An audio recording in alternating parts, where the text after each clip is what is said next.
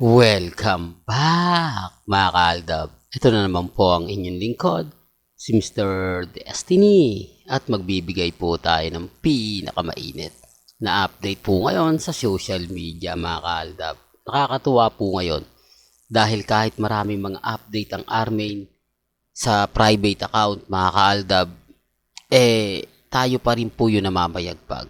Totoo naman po tanggalin po nila yung mga posts na mga private account ng Sarsuela. Wala naman silang update. Hindi naman po kasi nagpo-post si Congressman Arjo at si Maine Mendoza sa kanilang social media account. Di po ba? Hindi naman po sila nagbibigay ng mga update na talagang masasabi mong galing po sa kanila. Kaya nga po mas maganda, mas kampante pa rin kami. Kasi nasa amin po yung update. Nasa amin yung mga post ni Alden na kung saan nagpaparamdam na po siya. Na kung saan talagang binibigay niya. Hindi po ba? Tapos ngayong bakasyon nga po yung mag-asawa. Maraming mga kumbaga masasarap na napakaganda na pinag-uusapan. Gaya nga po ng wedding ring ni Alden Richards na ipinakita. Di po ba? Sa red carpet nga po ng MFF mga kaaldab. Yung Metro Manila Film Festival Awards. Kaya nga po yung iba na windang, nag-react. Pero siyempre yung mga may hidden desire kay Alden, hindi naman po talaga magre-react yan, di po ba? Pero dun pa rin po panalo na tayo. Imposible naman po magkakamali ng suot si Alden Richards doon sa wedding ring, di po ba? Bagamat maraming sigalot, hindi, ano lang yan, kumbaga part ng kalye serye yan, Sing-Sing. Hindi na niya hinubad dahil memorable na sa kanya. Hindi niya tinanggal dahil kumbaga maganda nga po raw. Talagang masasabi mo na okay daw po. Di po ba? Gaya na sinabi ko mga kaaldab, sa channel ni Mr. Destiny, wala pong kumbaga may kanya-kanya. Yung tipong mapapaisip talaga. Sinasabi ko lang po ito para klaro. Sinasabi ko lang po ito sa mga mamis, sa mga titas, at sa mga senyor. Hindi po ba? Remind ko lang po sa mga dumadaan, sa mga bumibisita, sa mga galit na galit, etc. etc. Relax lang po kayo. Kasi sa totoo lang po mga kaaldab, kahit ano pong sabihin nila, kahit ano pong ipaliwanag nila, wala na po Kumbaga tayo pa rin po yung lamang. Tayo pa rin po yung bagi. Tayo pa rin po yung panalo. Bagamat marami nagsasabi na keso ganito, keso ganun. Okay lang po yan. Alam naman po natin mga kaaldab na aldab pa rin po malakas. Alam naman po natin na napakahirap ipaliwanag pero ganun at ganun pa rin po. Kaya relax lang po kayo sa mga mamis, sa mga titas, sa mga senyor. Maging updated lang po kayo. Yun lang naman po yung maganda ron Yun lang naman po yung kumbaga masasabi mo na pumapabor, di po ba? Kaya relax lang po kayo.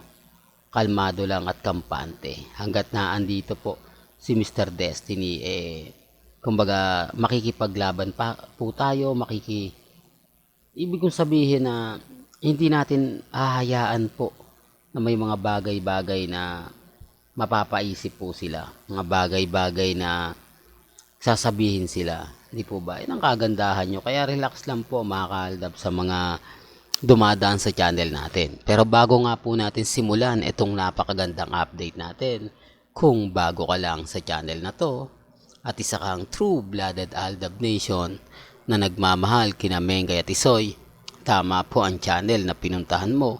Kaya consider na po kitang bagong subscriber at huwag mong kalimutang i-share ang mga video po natin sa mga mamis, sa mga titas, at sa mga senyor. Remind ko lang po, ginawa ni Alden Richards o ipinalandakan ni Alden Richards ang wedding ring para matigil na nga po yung mga issue. Di po ba? Sa kanya, para yung mga nalilink, dumistansya na. Para yung mga issue magkaroon na ng tuldok. Kasi sabi ko nga po sa inyo, ganito kasikat si Alden. Talagang pinipilit po nila si Alden Richards na mailink po sa kanila yung mga issue po na halatang ginagamit siya. Kaya nga po pag alis ni Alden o pagpunta ni Alden sa ibang bansa, January na po talaga yung balik nila Mengay para sigurado na kumbaga yung tipong mahaba-habang bakasyon, yung tipo na kailangan nilang magbakasyon ng ganong katagal para masulit po.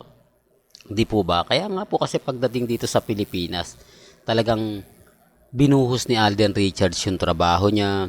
Talagang binigyan niya ng panahon, oras.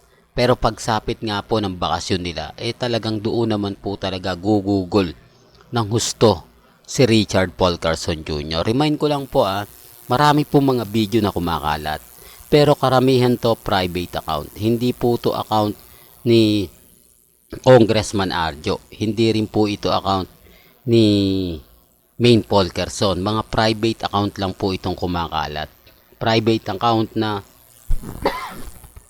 may kani-kanilang social media na pinapakalat po nila. Sa totoo lang po mga kaaldab, wala pong update, walang ganap para po sa social media account nila Congressman Arjo at ni Mengay. Pinipilit lang po nila yung mga bagay-bagay na makakuha ng impormasyon, makakuha ng mga update kahit po wala. Di po ba? Yung post din ni Ibiang wala din po. Kung titignan nyo po, wala po sila mga update. Remind ko lang po, kung pupuntahan nyo po lahat ng social media account ni Mengay, Congressman Arjo, Ibiang, wala po. Kaya nga po, yung mga post na to, lahat dito private lang.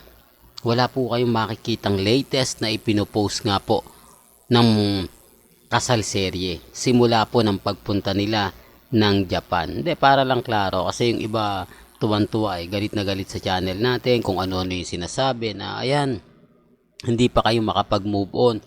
Nasa Japan na si Mengay, nasa kasama si Congressman Arjo, kasama si Ibiang, lahat ng pamilya nila, si Ria Atayde. Di po ba? Marami mga ganyan pong senaryo. Pero remind ko lang po, wala pong pilitan ha. Ang sa akin po, kung ano yung paniniwala po ninyo, doon lang po tayo. Walang gandito na lang po yung updates natin mga kaaldab. Kaya kung gusto nyo pa po ng pinaka-latest at mga sariwang update, abay tumutok lang po kayo dito po sa channel ni Mr. Destiny para updated po kayo sa mga latest at sa mga bagong video po na ilalabas po natin maya-maya lang. Hanggang sa muli, salamat po sa panonood at pakikinig.